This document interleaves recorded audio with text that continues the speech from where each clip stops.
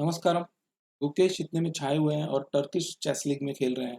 Esipenko के साथ मुकाबला हो रहा था सेकंड राउंड में और 2730 के आसपास वो रेटिंग में पहुंच चुके हैं और उसके साथ ही साथ वो इंडिया के नंबर 2 स्पॉट को भी टच कर चुके हैं। ओलंपियाड के शानदार उनके टूर्नामेंट एक्सपीरियंस के बाद वो टर्किश चेस लीग में खेल रहे हैं और उनका एक गेम देखते हैं जो कि रशिया के एक बहुत ही शानदार खिलाड़ी के साथ हुआ था। सो व्हाइट से खेल रहे थे Esipenko, D4 night of 6, C4 E6। Mukesh ने निम्जो इंडियन के लिए वो सोच रहे हैं, अगर नाइट C3 आप जाते हो तो बिशप B4 के लिए। हालांकि हुआ ये गेम में कि एसिपेंको ने यहाँ पे नाइट F3 खेला और जैसे ही यहाँ पे नाइट F3 खेला ही played D5 G3 and then bishop B4। Catalan का ये जो स्ट्रक्चर है after specially bishop to D2 and A5, यहाँ पे बिशप E7 भी खेलते हैं जिसको क्लोज कैटलन में आप रख सकते हो। हालांकि यहाँ पे उन्होंने ये नहीं खेला और बिशप टू D2 के बाद A5 खेला, bishop to G2 castle, queen C1। अब क्वीन C1 का एक आइडिया ये भी हो सकता है कि आप प्रोटेक्ट कर रहे हो पॉन को। जनरली कैटलन में क्वीन C2 पे रखते हैं और उन्होंने क्वीन C1 पे रखा है। यहाँ पे एसिपेंको ने बिशप वापस ले लिया, कैसल एंड देन C6। यही एकमात्र गोल होता है ब्लैक का कि आप C6 Khelo, maintain this structure और फिर बाद में B6 खेल के बिशप को यहाँ से डेवलप करो ताकि आपकी जो मैक्सिमम पीसेज है और फाइनली आप नाइट को D7 पोस्ट कर सकते हो। रुक D1 खेला, क्वीन की फाइल में रुक को रखा है, knight BD7, bishop to F4 and knight H5। अब एक सिंपल सा सवाल पूछ रहे हैं इस बिशप के कि बिशप से कि कहाँ जाने वाले हो भैया, क्योंकि नाइट H5 के बाद अगर आप बिशप नहीं हटाते हो तो black will be happy with knight into F4 sir, right. So यहाँ पे जैसे ही नाइट H5 खेला, बिशप G5 खेला, व्हाइट ने takes takes and then after this played B5। अब जनरली होता ही है कि आप जब B6 खेलते हो तो मे बी यहाँ पे ऐसा हो सकता है कि आप C into D जाके और इस एरिया को टारगेट करो बिकॉज क्वीन ऑलरेडी यहाँ पे है, राइट।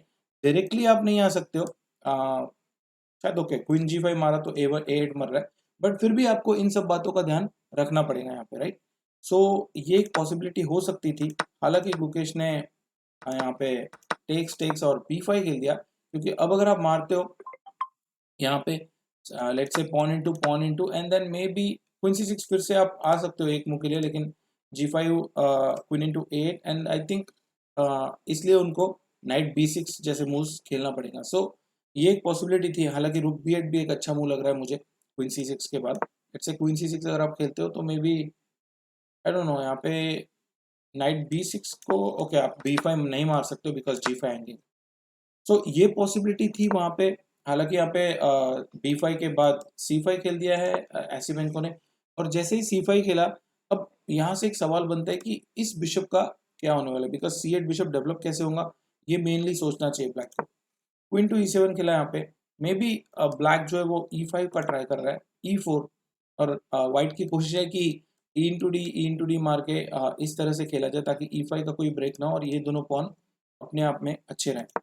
तो बिशप A6 खेला, फ्यूचर में B4 खेल के इस बिशप को इसी डायगोनल पे मेंटेन करने की इच्छा जाहिर की है उन्होंने। यहाँ पे बिशप F3 खेला, knight to F6 and then E5, knight वापस ले लिया, ओनली मूव थी, इससे ज़्यादा आप कुछ कर भी नहीं सकते हो इसमें। Queen E3। अब सिंपली यहाँ पे एक सवाल पूछते हो सकता है कि आप इसको H6 खेल के क्यों नहीं एक किक मार देते हो ताकि वो पीछे चला जाए, राइट। वही किया गुकेश ने, H6 और नाइट H3। यहाँ तक मुझे अभी भी कंफर्टेबल लग रही थी पोजीशन ब्लैक की। मुझे लगा शायद maybe black is going to play B4 to open up the bishop, लेकिन ऐसा नहीं हुआ और गुकेश ने यहाँ पे एक इंटरेस्टिंग या फिर अनक्लियर सा वेरिएशन चूज किया, प्लेड G5। अब जहां आपका किंग होता है जनरली आप उस साइड के पॉन्स आगे पुश नहीं करते हो without any solid reason, right. तो उनका रीजन ये था कि वो नाइट F4 नहीं आने देना चाहते हैं और फ्यूचर में वो F6 तो ब्रेक दे ही रहे हैं, राइट। तो यहाँ पे बिशप E2 खेला, maybe the idea is to play F4। Gukesh ने यहाँ पे नाइट G7 खेला, F5 बहुत अच्छा स्पॉट किया। ये एक अच्छा तरीका था नाइट को वापस लेके जाने के बाद। जब वो E8 आए तो उन्होंने फिर से नाइट के लिए स्पॉट ढूंढ लिया और भले ही उसके लिए एक डेयरिंग वाली मूव G5 खेलनी पड़ी उनको, लेकिन वो कमिट कर गए, राइट। तो यहाँ पे F4 खेला, नाइट टू F5, क्वीन पे अटैक है, बचा लिया एंड देन अब D4 आपके लिए टारगेट बन सकता है। सो उसको देखते हुए यहाँ पे इंटरेस्टिंग मूव खेला एक F6 और अब किंग साइड के अपने पॉन्स जो है वो ब्रेक कर रहे हैं, क्योंकि जैसे ही ये रुक फाइल ओपन होंगी तो यहाँ से कुछ ना कुछ अपॉर्चुनिटीज क्रिएट होंगी। Pawn takes, queen takes, pawn into pawn. अब जैसे आप इसको मारोगे तो ऑब्वियसली D4 हैंगिंग है, पर फिलहाल आपके क्वीन पे अटैक है, राइट? तो यहाँ पे नाइट इंटू D4 मारा, और ये एक बहुत ही शानदार टाइम पे आई हुई चाल थी, क्योंकि जैसे ही आप इसको मारोगे लेट्स से, तो ये हो सकता है कि नाइट E2 आ जाए और उसके बाद C1 जो है वो मर रहा है। तो आपका क्वीन जो था वो एक मूव के लिए ही दिया था आपने, और उसमें ज़्यादा कुछ प्रॉब्लम नहीं थी। But I think night D4 के बाद यहाँ पे एससी ने BG4 खेला।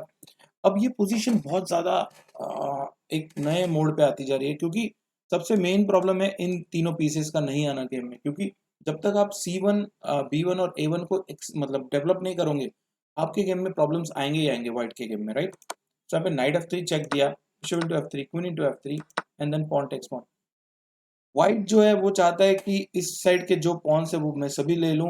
ब्लैक की कोशिश है कि B4 रुक डबल ऑन दिस फाइल, और फिर आप किंग पे अटैक कर सकते हो। इवन 95 भी आ रहा है, तो ब्लैक के पीसेस बहुत जल्दी जल्दी अगर आ जाते हैं तो व्हाइट के लिए बहुत मुश्किल होगी है, राइट? रुक F5 खेला, क्योंकि आ, जो G5 है वो क्वीन आ सकता था वहां पे उसको रोकने के लिए। यहाँ पे रुक E1 खेला व्हाइट ने, E5। अब E5 के बाद E4 भी आ सकता है, और ये तो हमेशा के लिए रेडी है। और एक बार अगर E4 आ जाता है तो नाइट के लिए E5 का स्क्वायर बहुत ही शानदार हो जाएगा। नाइट D2 खेला, क्वीन पे अटैक है, क्वीन H5। नाइट पे जैसे ही उन्होंने थ्रेड किया H3 के, थ्रेड किंग G2। ओके, सो रुक डबल किया यहाँ पे। F2 कभी ना कभी आ सकता है फ्यूचर में भी, अगर आप नाइट निकालते हो G1 पे तो फाइनली मेट ही हो जाएंगी। तो यहाँ पे जैसे ही रुक F2 खेला, सॉरी रुक A F8, ये पोजीशन अपने आप में बहुत ज़्यादा खराब लग रही है, और आई डोंट थिंक वाइट के पास इतने अच्छे कुछ रिसोर्सेज थे जहाँ पे वो कंटिन्यू कर पाते। हालांकि लोअर लेवल प्लेयर्स को मैं हमेशा बोलता हूँ कि आप इतना जल्दी रिजाइन मत करो, खेलते रहो आखिरी तक, क्योंकि हो सकता है आपका ओपोनेंट जो है आपको कुछ चांसेस है। लेकिन हायर लेवल पे जब आपका पोजीशन एकदम बहुत ज़्यादा खराब होता है, क्लोज टू लॉस्ट होता है, तब वो ये डिसाइड कर लेते हैं कि ठीक है, हाँ, आप रिजाइन करते। तो इस वक्त उन्होंने रिजाइन कर दिया ऐसे पेंको ने, और गुकेश ने एक शानदार जीत निकाली ऐसे पेंको के अगेंस्ट में। वर्ल्ड कप का उनका जो वर्ल्ड ओलंपियाड का जो उनका जो दौर है वो थम ही नहीं रहा है, और उन्होंने 3 में 3 जीत के, इसके पहले फर्स्ट राउंड में भी वो जीते थे, सेकंड राउंड में, उसके बाद थर्ड राउंड भी जीत गए। तो एक बहुत ही शानदार समय में जा रहा है गुकेश का जो चेस है वो, राइट? मिलते हैं एक अगले नए गेम के साथ बहुत जल्द। Bye, thank you.